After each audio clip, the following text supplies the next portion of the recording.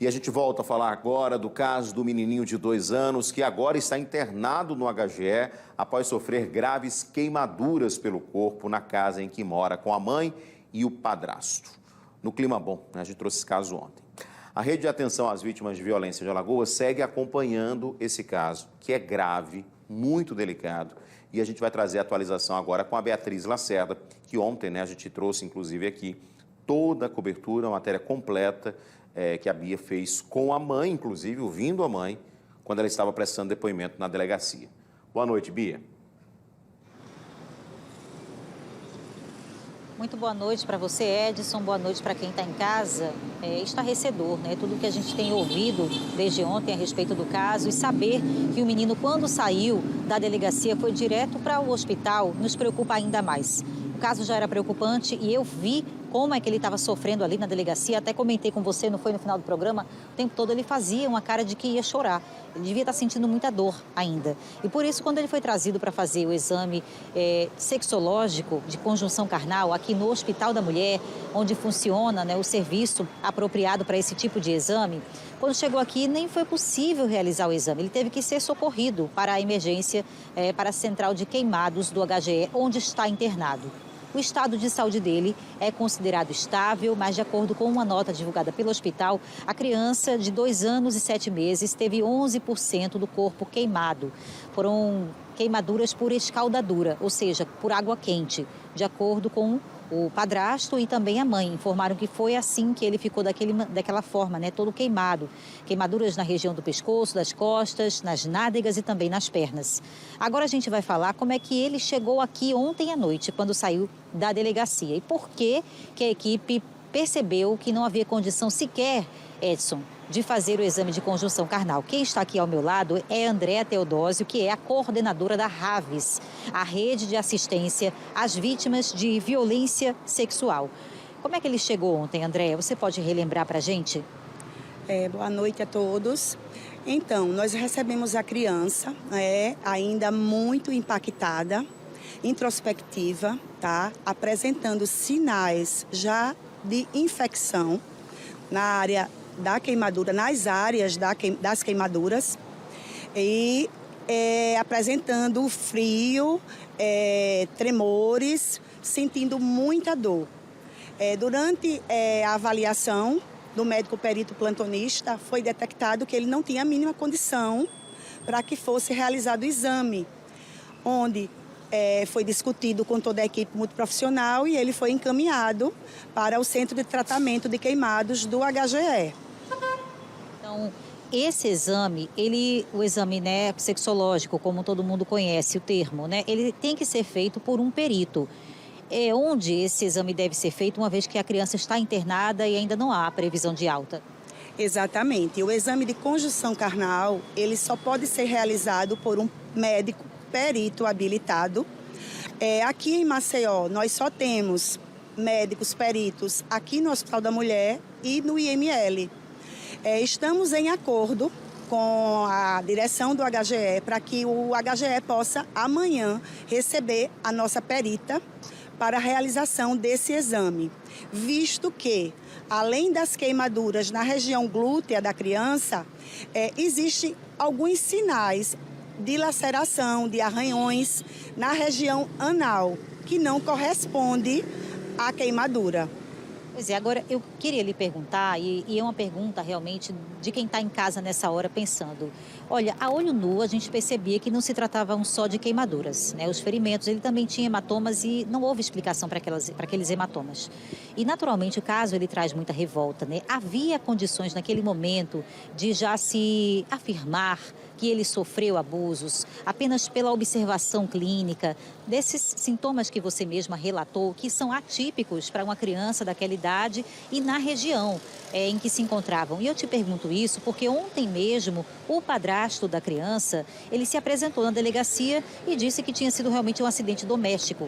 E agora a gente não sabe mais onde ele está. Então, isso, claro, gera nas pessoas uma expectativa pela justiça, no caso, seja qual for o resultado. Essa mera observação clínica, ou seja, a olho nu, já pode produzir um laudo, um relatório ou não? Não, esse exame, esse laudo, ele só pode ser dado por um perito especializado. O que aconteceu com essa criança, na realidade, são sinais, além das queimaduras, de maus tratos. Ele apresenta muitas equimoses, hematomas na pele. Então, além da queimadura, ele vem sofrendo também maus tratos. Em relação à violência sexual, a olho nu, a gente não tem como afirmar, um profissional sem essa especialidade não tem como afirmar que houve a violência sexual. Mas estamos, assim, correndo, fazendo o possível para que esse exame seja realizado com a máxima urgência, até porque se houve realmente a violência sexual, nós temos um deadline de 72 horas para detectar algum vestígio, certo, relacionado ao agressor. Muito obrigada. Eu também queria que você falasse sobre a ampliação do serviço, né, da Raves, que é a rede de assistência a vítimas de violência sexual, mas não só isso. A partir de agora foi ampliado até o público que vai poder fazer exames aqui. Exatamente. A rede de atenção às vítimas de violência sexual, ela vai ganhar uma nova roupagem, onde ela vai passar a atender todo tipo de violência, incluindo violência doméstica, violência autoprovocada, tentativa de suicídio.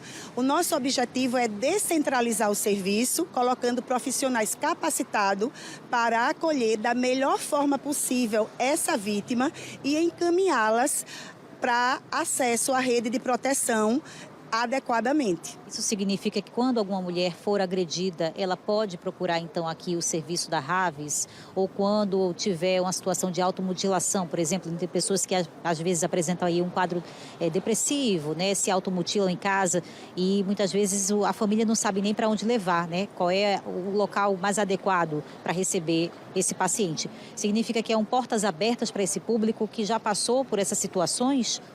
Exatamente. Nós temos um serviço de saúde dentro da Delegacia da Mulher 24 horas, que hoje está funcionando no CODE, ao lado do antigo Extra.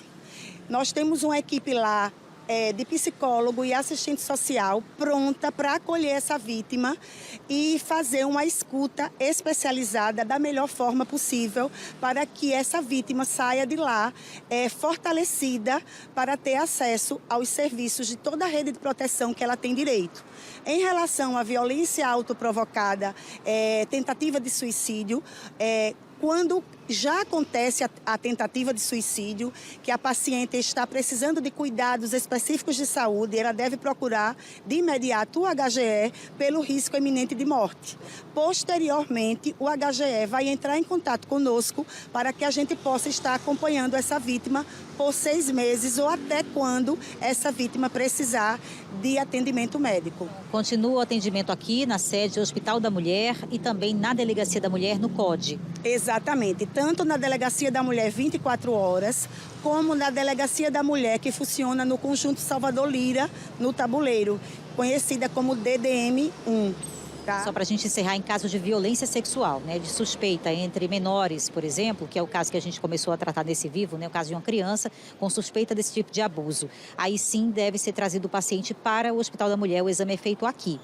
Exatamente. Aqui no Hospital da Mulher nós temos o serviço completo, tanto com policial civil 24 horas, como médico perito do IML 24 horas, médico plantonista para assistir a vítima de imediato, como uma equipe multiprofissional de psicóloga, assistente social e enfermeira.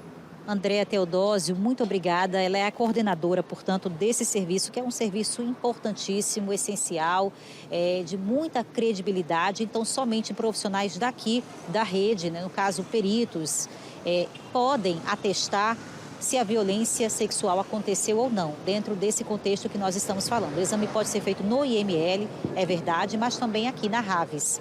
Então, ontem a criança que foi trazida, né, o garotinho de 2 anos e 7 meses, não teve condições sequer de ser avaliado por uma junta médica, pela equipe aqui de enfermeiros e do perito, porque estava debilitado, estava sofrendo, estava com dores. Então, houve uma situação de emergência em que ele precisou primeiro ser internado, mas há uma expectativa, Edson, para que ainda nesta quinta-feira, ou seja, amanhã, esse exame sexológico ele seja feito ainda em sede de hospital, ou seja, médico daqui da Raves deve ir até o HGE para produzir lá esse laudo, que vai dizer se o menino foi ou não abusado sexualmente. Vamos ter que aguardar mais um pouquinho para trazer essa resposta aí, essa confirmação que ninguém quer, mas que há uma forte suspeita, pelo que a própria enfermeira aqui já acabou falando, né, dos sinais que o corpo do menino apresentava.